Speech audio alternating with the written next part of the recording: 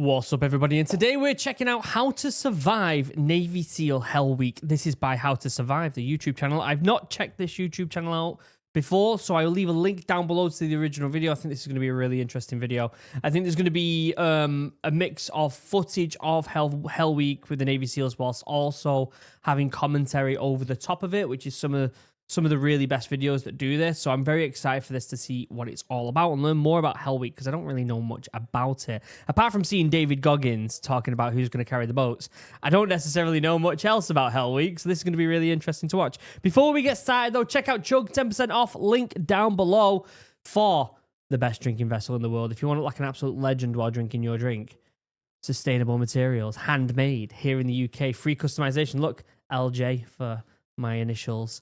And you get a free bag. Check this bag out. Let me grab this bag real quick. Boom, look at that. To protect your chug. It's a great bit of kit. I highly recommend it. 10% off, link down below. They're selling like crazy. Go ahead and do that. Also, before we get started, check out my new business, Morale. This will be out to the general public next month, which is crazy because next week, I'm going to be getting the first cans rolling through the factory, which is crazy exciting. I've been telling people to follow the Instagram. Go over to the website and sign up if you want to know more about it.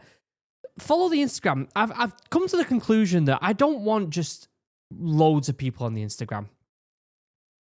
I want to create a tight community of people who genuinely have a passion for the outdoors.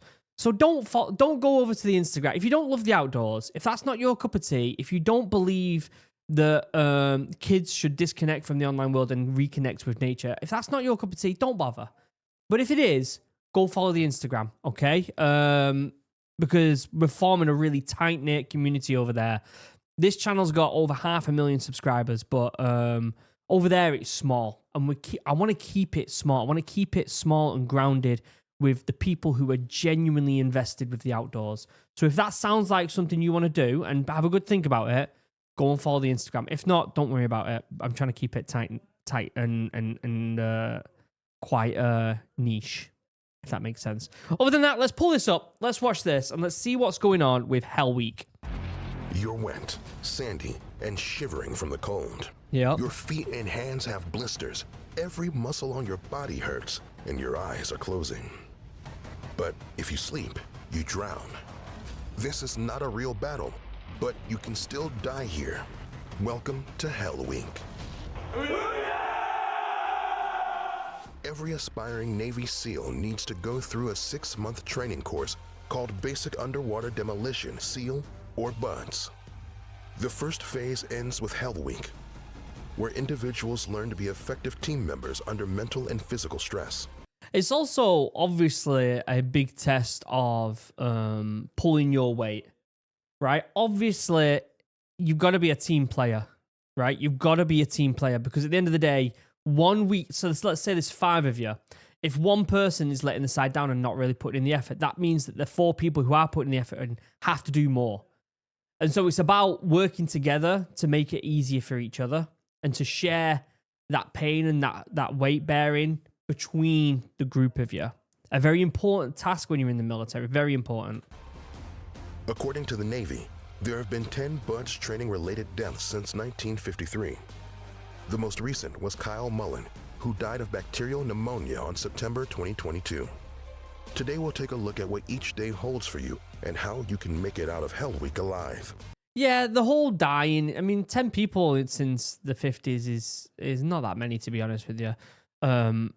Any hard training, Special Forces, Royal Marines, we have people dying in Royal Marines training all the time. Like, it's just one of them inevitable things that is going to happen when you have an incredibly difficult, basic training, really, isn't it? I wouldn't make that scare you by any means. The instructors are there to hammer you. They're there to test you. They're to push you to your limits. But if they see that you're going to die, they're going to pull you out. Like, they're not going to just, like, keep letting you go until you die. Like, that's just stupidity because at the end of the day, these instructors want the best people to go through. They don't want to kill people doing it. Be prepared to follow your instructor's orders. If they say jump, you jump. Yeah. If they say crawl, you crawl.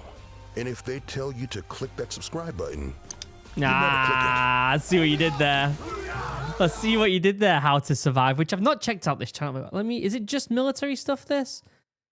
Let me see their channel real quick. Oh no, there's loads of stuff here. There's loads of stuff here.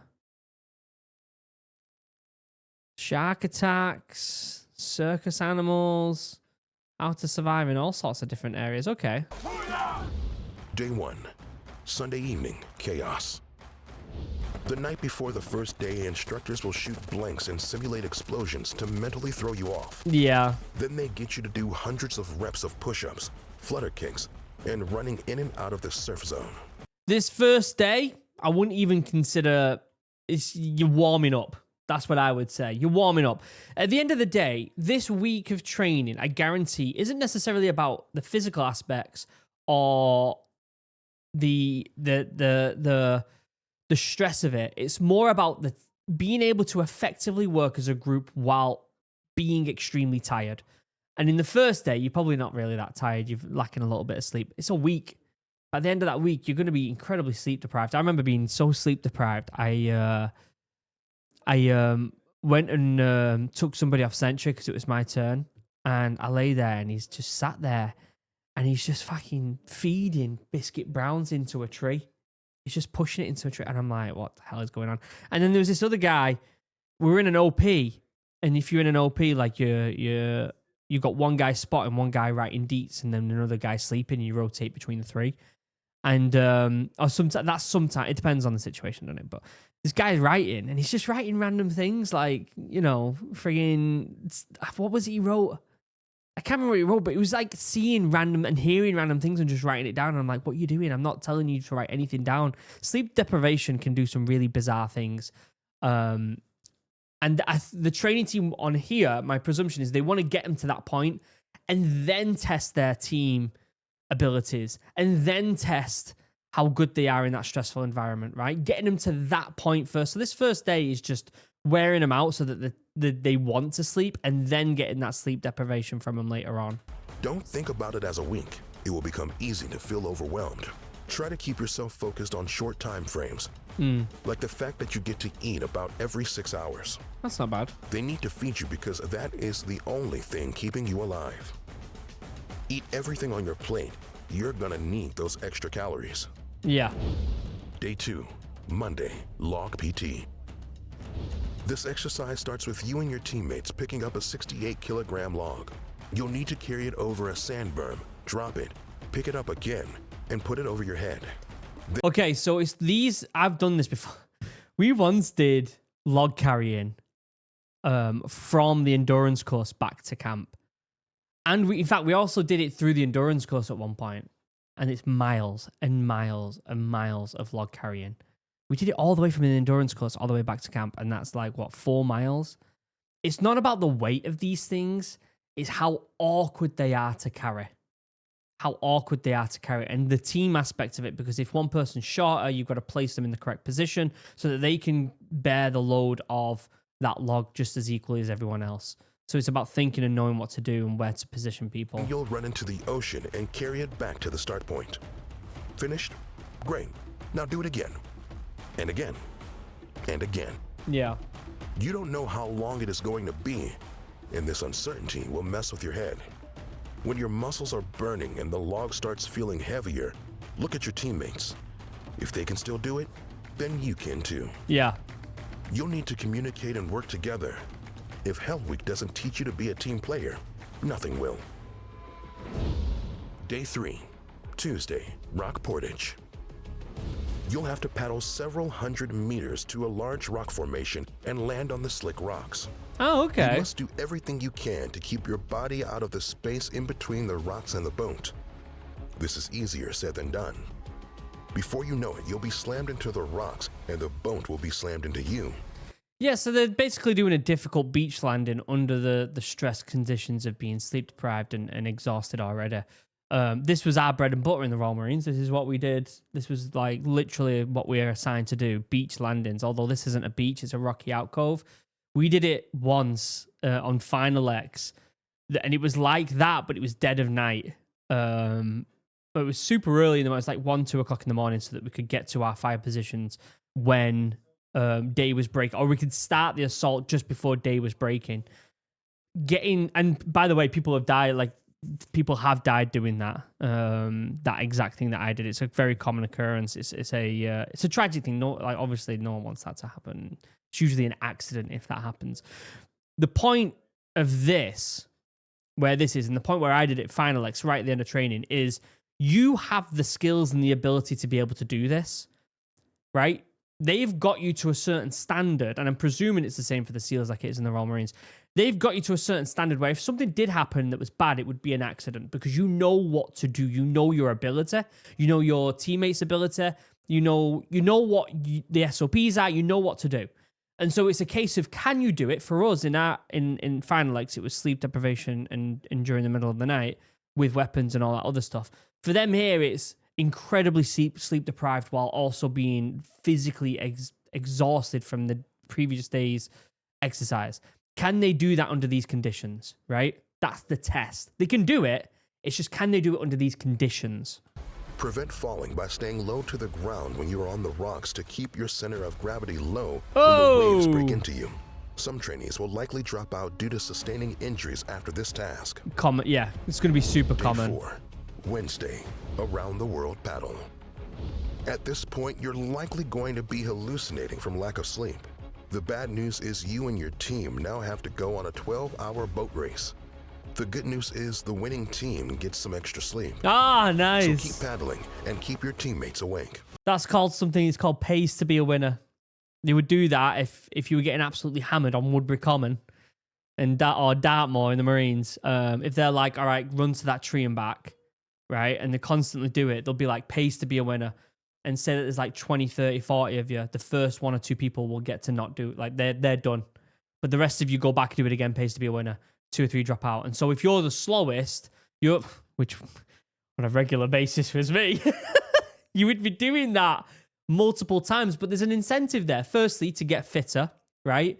It means the weakest links are getting that extra fizz in the bag, right? It also means the people who are incredibly fit, they get to rest because knowing that they're already up to the standard that the Royal Marines or the Navy SEALs want them to be. So it pays to be a winner. If you fall, and you probably will, focus on holding on to your paddle and getting back to the boat as fast as possible. If you're the first team to finish, you'll get to sleep on the beach until the last team arrives. Nice. Cuddling with your teammates will be the best way to stay warm. Day 5, Thursday, hide and seek. Nice. You are so physically exhausted that you don't know how much longer you can go. But you'll have to use your brain to hide from the instructors in a stealth game of hide and seek. People don't realize what they're actually capable of, and this is just showing these individuals what you're actually capable of. People just don't realize what the body can do. You are capable of way more than you expect.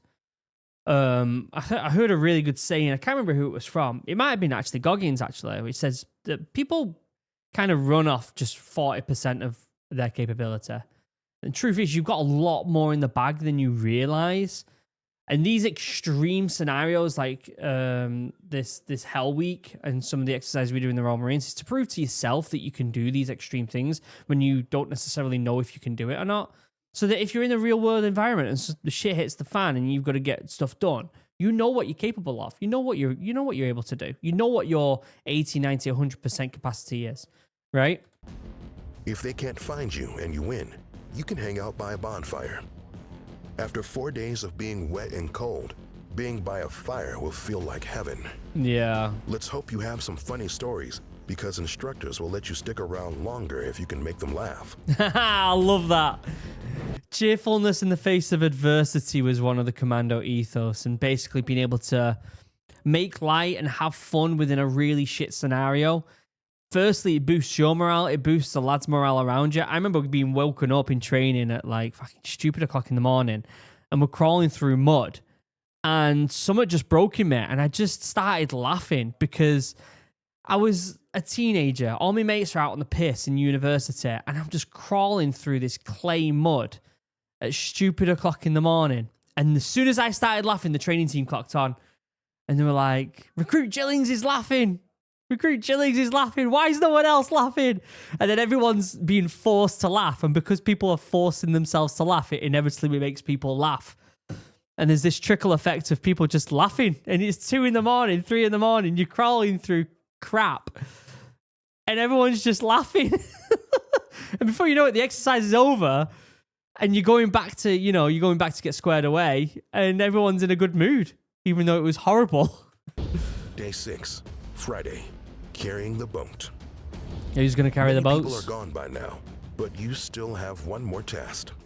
You must carry the 120-kilogram inflatable boat on your head, and each part comes with its difficulties.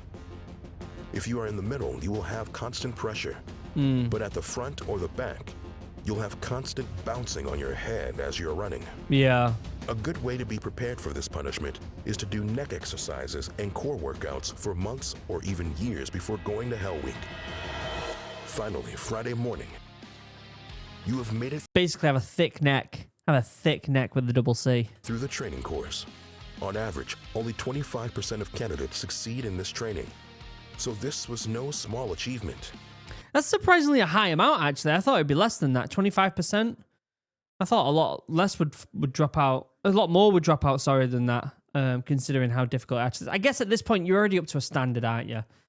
They had a recruitment ad for the Royal Marines a long time ago that said 99.99% need not apply, basically meaning that 0.1% of people what are Royal Marines. And that is a true statistic from people who sign up on the dotted line to people who get a green beret is only 0.1% of them people, which is an incredibly high amount of dropout rate. But if you consider from sign up to green beret, it actually makes a bit of sense, right? Whereas this is 25% pass, but they've already got themselves to a standard. They're talking about this 1 week, right? And so when you're already up to a standard, the training team are like, look, we're putting you into this Hell Week because we know you're capable of doing it. It's just whether you allow yourself to do it. It's whether you allow yourself to get through these moments, right? So 25% is actually a decent amount, actually. You've learned that your body is stronger than you ever imagined. And the teammates you've succeeded with will likely be your friends for life. But yeah, probably, yeah. A Navy SEAL could possibly survive the most gruesome scenarios, like being trapped in the Andes. But could you do it? We have a video to help you with that. Before you leave, did you know that we're making YouTube Shorts now? It features new original stories as well as the survival tips you know and love. What a great video. I really enjoyed that. That's the first time I've checked that channel out, How to Survive. Make sure you subscribe. Okay, I'm subscribed. Make sure you subscribe. Go over there. There'll be a link down below in the description. Go to the original video and give it some love. I thought that was a phenomenal video. Really well detailed and really well organized. And yeah, overall really good. Check out Chug, 10% off, link down below. And check out Morale if you love the outdoors. Again, only follow the Instagram if that's your cup of tea. All right, we don't want any stragglers. We don't want anyone who's just there just to see what's happening. We want people who are genuinely committed to improving themselves and getting people outside. All right. Other than that, I love you all. Have a wonderful day. Goodbye.